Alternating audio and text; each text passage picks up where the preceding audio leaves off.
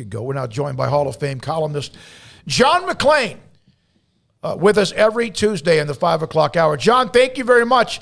Is Daniel Snyder, if they find any evidence, if in fact any evidence that he was trying to hide money from the other owners in the league, is he a dead man walking? I would think he would be. I don't think when it comes to sexual assault and misconduct and all those things the Redskins have been accused of, in recent years, that the other owners, they may give lip service to caring about it, but I don't think they do. But when you start getting into their bank account, even though they're multi-billionaires, that gets their attention. Just like if Stephen Ross, if those accusations by Brian Flores that he offered $100,000 to throw games with as much money, billions, that the NFL is going to get from gambling, and if the gamblers thought there was any suspicions at all about games, that would cost money. So it would be a long process. You can't just say, okay, let's do it. They're going to file suit.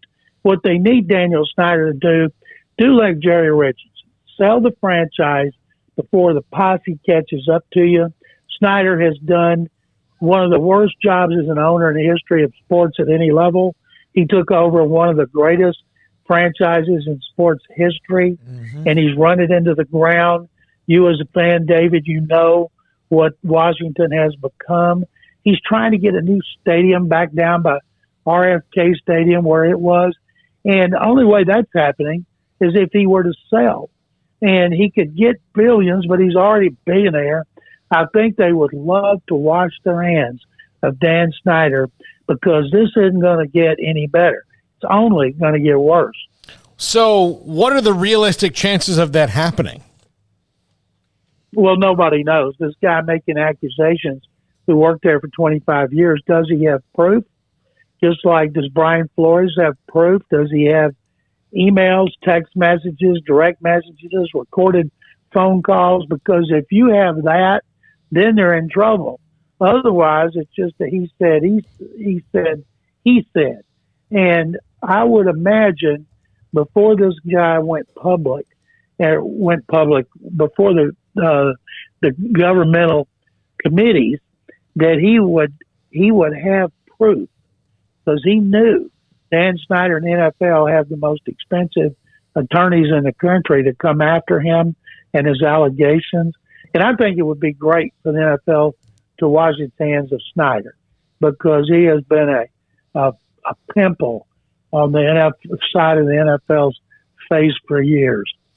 John, I just so happen to grow up in a Washington family. I hate the guy. I mean, not personally, but he makes me not want to be a fan of the franchise, and I can't imagine I'm the only person that feels that way. But he sticks around. We'll see if this will do it or not. But in terms of the Texans and the draft, I mean, here we are, less than a couple of weeks away now at this point. Do you get any kind of sense of, just the vision of Lovie Smith and having this opportunity to add some players to this roster?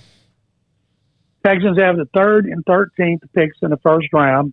They have 5 of the top 80. Then they have 2 fourth-round picks. Then they got a bunch more next year. This is phase 2 of the rebuild. They can't really go long because they have so many needs. I wouldn't be surprised if General Manager Nick Caserio doesn't trade down the 3rd pick, like, say, Carolina fell in love with Malik Willis and was worried that the Saints might trade up or the Falcons might trade up.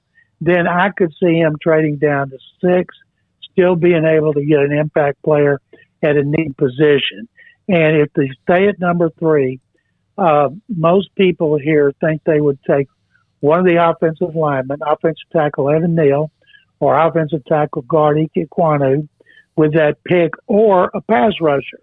Now, Kayvon Thibodeau of Oregon is penciled in by a lot of mock drafts. And I say this every week on every one of my shows. If you're picking 3rd, you can't have questions about that player's motor. You just can't. You need a guy, that spot, who's going to go hard all the time. And there's too many former NFL general managers and personnel directors out there working with scouting services or in the media who've watched tapes, and they say he is enormously gifted, but he doesn't play hard on every play. Now, Trayvon Walker from Georgia, his stock is rising. Aiden Hutchinson, of course, is the top-rated player. What the Texans would love is to see maybe the Jaguars take one of those offensive linemen like Evan Neal, who could protect Trevor Lawrence for 10 or 15 years, and then have the second pick, Detroit, then fall in love with Malik Willis, which would give the Texans Aiden Hutchinson. They do need a pass rusher on the right side. They have their other three starters in place, and they do need interior offensive linemen who specialize in run blocking. And I think in the second round, they got to have a running back. Breece Hall's the one I want. You guys have watched him a lot. I've watched him a lot. Watched him against Baylor. If not Breece Hall, Kenneth Walker from Michigan State. Those are the top backs. Most of the backs in the NFL right now all came in the second round. John, what do you make of this conspiracy theory that Tom Brady really wanted to go to the Dolphins, and then the lawsuit and Bruce Arians upended that whole thing? There's so much stuff out there, Paul, about things like that. And nobody's got any proof. I had a thing run by me on one of my shows today that because Bill Belichick did not want Brady to go to Miami to play him twice a year in the division, he purposely sent that text to Brian Daboll, knowing Daboll would turn him in and file a suit. Now, I think that's far-fetched. Even Belichick's not that smart. But the guy that ran that by me, I said, so you believe in the grassy knoll as well. But it's certainly interesting to talk about. And that's one of the good or bad things, depending on your point of view of social media. John, how is retirement? Well, I've only retired from writing for the Chronicle. I'm actually doing some freelance for the Chronicle on draft weekend since they haven't had time to replace me. And you guys are my seventh talk show today. Started this morning with Damon Amendolara on CBS. I've got 5 things tomorrow. Sunday, the Rockets honored me after the mayor honored me the week before. And I've got the Texans doing something. It's a secret. I really wish the Astros would invite me to throw out the first pitch, but I'm fading into the distance because the Rockets, before every game, have a first shot for charity. It's a free throw. They asked me if I'd do it. I said, sure. I assumed it'd be like 30 minutes, maybe 30 minutes before tip-off. So I get there, and the guy who was assigned to me for game day said, well, let me take you out on the court, walk you through everything that's going to happen. I said, okay, go out there. And it's about 30 minutes before the game. Players are warming up, and they leave the court to go into the locker room before it being introduced.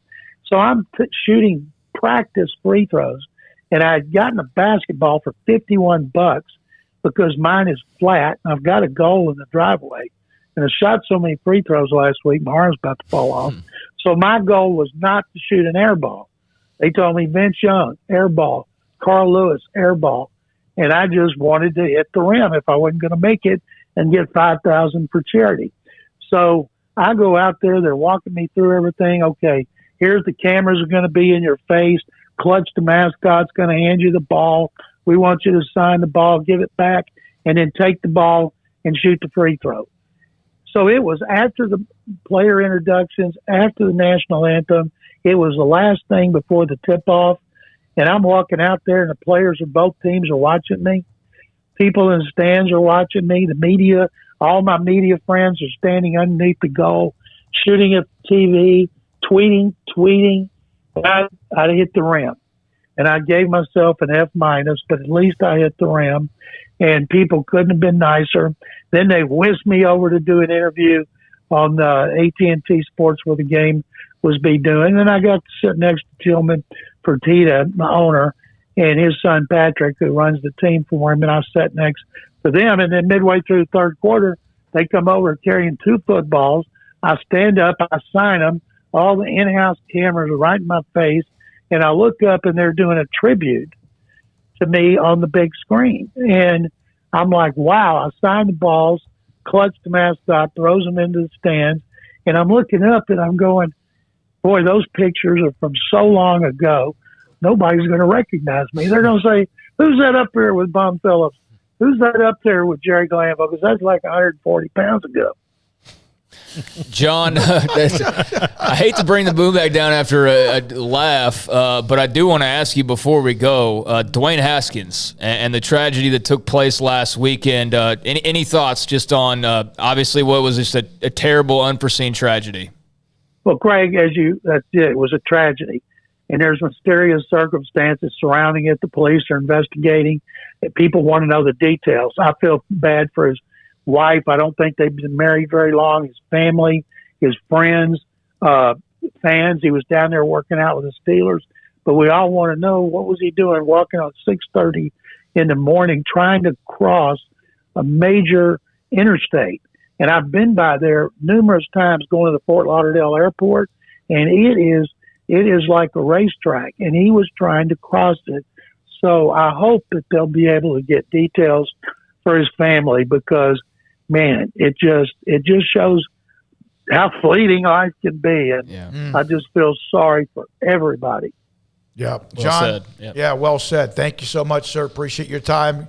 Enjoy. Thank you, guys, and stick 'em. Yes, sir. Thank you. That's John McClain with us Tuesdays around 5:30. Paul's Top 5 coming up next.